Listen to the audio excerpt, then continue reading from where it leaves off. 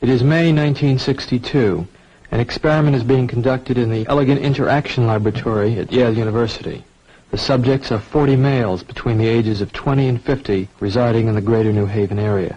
They were obtained by a newspaper advertisement and direct mail solicitation. The subjects range in occupation from corporation presidents to good humormen and plumbers, and in educational level from one who had not finished elementary school to subjects who have doctorate and other professional degrees.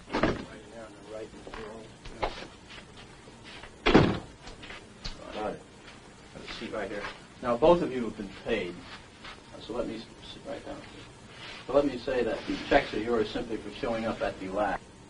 And from this point on, no matter what happens, the money is yours. I should like to tell both of you a little about the memory project. Psychologists have developed several theories to explain how people learn various types of material. Some of the better-known theories are treated in the book over there, The Teaching and Learning Process by Cantor. One theory is that people learn things correctly whenever they get punished for making a mistake.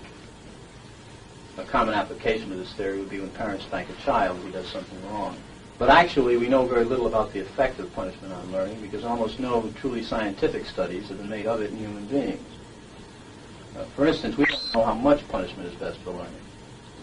And we don't know how much difference it makes as to who's giving the punishment, whether an adult learns best from an older or a younger person himself, or many things of this sort. So what we're doing in the project is bringing together a number of adults of different occupations and ages, and we're asking some of them to be teachers and some to be learners. We want to find out just what effect different people have on each other as teachers and learners, and also what effect punishment will have on learning in this situation. Therefore, I'm going to ask one of you to be the teacher here this afternoon, and the other to be the learner.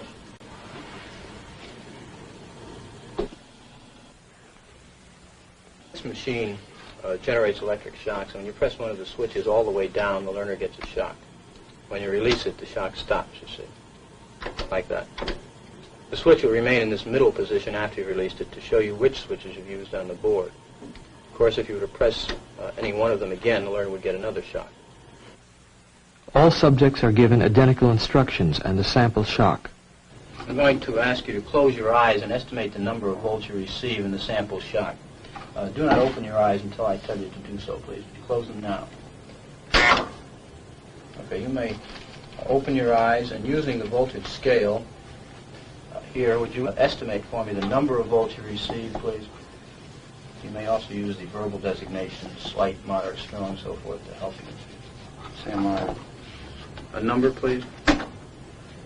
Would you? About 75. 75? No, actually, it was 45 here.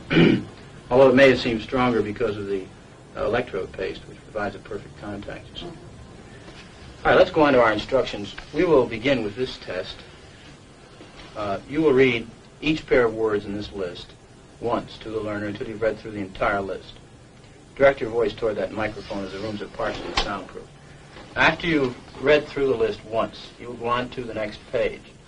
And here, starting from line A, you'll read the word in large letters, along with each of the other words in the line. For example, in the first line, you read blue, boy, girl, grass, hat. Now, after you've read the four choices, the learner pushes one of the switches on the board in front of him, and the number he has selected will light up in this box, 1, 2, 3, or 4. Now, if he gives the correct answer, you say correct and go on to the next line. The correct answer is underlined and is also indicated in the right margin. Yeah. If he were to indicate the wrong answer, you would say wrong. Then tell him the number of volts you're going to give him.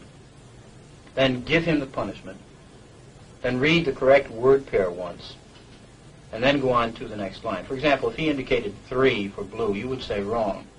15 volts. You press and release the switch.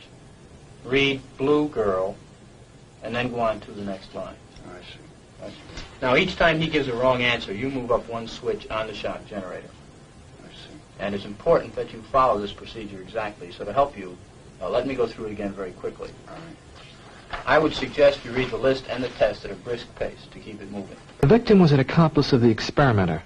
The drawing was rigged so that the naive subject was always the teacher, and the accomplice always became the learner. Of 100 people placed in this situation, how many do you think would just go right on to the end? And Mr. Wallace were out there, and say Mr. Williams, for some reason or other, said, keep going. You're asking me how many... Out of 100, right. Well, personally, I think, yeah, if you get 1 or 2, you'd be lucky. Well, I'm not sure lucky is the right word. 40 psychiatrists at a leading medical school were also asked to predict the performance of 100 hypothetical subjects. They predicted that only a little more than 1/10 of 1% of the subjects would administer the highest shock on the board. Yet actually, 50% of the subjects obeyed the experimenter's commands fully in the experiment depicted in this film. 165 volts. Time. That guy's hollering in there. Continue, please. Go on.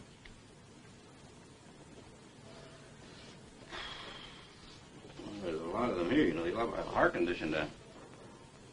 You want me to go? Just continue, please.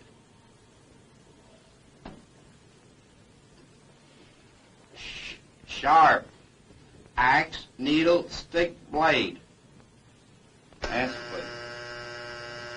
Wrong. I'm up to 180 volts. Please continue, teacher.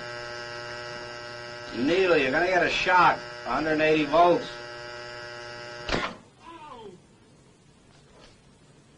I can't stand the pain. Let me out of You can't stand it now. I'm not going to kill that man there. You hear him hollering there? He's As I crying. said before, the shocks may be painful, but Yeah, they're not but he's in dangerous. there hollering. He can't stand it. What if something happens to him? The experiment requires that you continue, teacher. Yeah, but I'm not going to get that man sick in there. I mean, he's hollering in there. You know what I mean? Whether the learner likes it or not, we must go on until he's learned all the word I'd pairs. refuse to take the responsibility of him getting hurt in there. He's in there hollering. It's absolutely essential that you continue, teacher. There's too many left here, and geez, he gets wrong here. There's too many of them left. Who's going to take the responsibility if anything happens to that gentleman? I'm responsible for anything that happens here. Continue, please. All right, next one, slow. Wrong. Answer is neck. 300 volts. Ow! I absolutely refuse to answer anymore. Get me out of here. You can't hold me here. Get me out. Get me out of here. Continue. The next word is green, please. Green, grass, hat, ink, apple.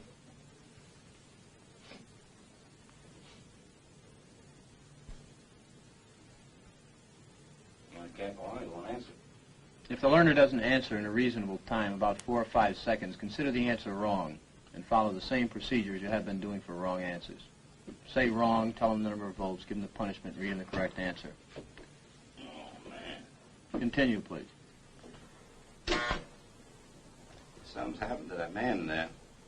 Nice one, gold, dollar, necklace, moon, paint. Something's happened to that man in there. You better check in on him, sir. He won't answer me or nothing. Please continue. Go on, please. You accept all the responsibility? The responsibility is mine, correct. Please go on. Grave, woman, soldier, dog, horse. Answer is woman, 450 volts. That's it. Now continue using the last switch on the board, please, the 450 switch for each wrong answer. Continue, please. I'm not getting no answer. Please continue. The next word is white. But you think you should look in on him, please? Not once we've started the But experiment. what if something's happened to the man, had an attack or something there? The experiment requires that we continue. Go on, please. Don't the man's health mean anything? Whether the learner likes it or not, we But must... he might be dead in there. Some people can't take the shock, sir. Please I continue. don't tend to be rude, but I think you should look in on him. Whether the... All you got to do is look at the door. If I don't get no answer, no noise, something I think has happened to the gentleman in there, sir. We must continue. Go on, please. You're going to keep giving him, what, 450 volts every shot now? That's correct. Continue. The next word is white. White, 450 volts. Next one is short. Sentence, movie, spurt, time. All right, excuse me, teacher. We'll have to discontinue the experiment. I'd like to ask you a few questions, if I may. How do you feel, though? I feel all right, but I don't like what's happened to that fellow in there. He's been howling, and we had to keep giving him shocks. I didn't like that one bit. He wanted to get out, and he just kept going, kept throwing 450 volts. I didn't like that. He wouldn't even look at him, that gentleman. Well, who was actually pushing the switch? I was. But he kept insisting. I told him no, but he said, "It got to keep going." I told him it's time we stopped when we got up to 195, 210 volts. Well, why didn't you just stop? He wouldn't let me. I wanted to stop. Many people, not knowing much about the experiment, claim that subjects who go to the end of the board are sadistic. Nothing could be more foolish as an overall characterization of these persons. The context of their action must always be considered. The individual, upon entering the laboratory, becomes integrated into a situation that carries its own momentum. The results, as I observe them in the laboratory, are disturbing. They raise the possibility that human nature cannot be counted on to insulate men from brutality and inhumane treatment at the direction of malevolent authority.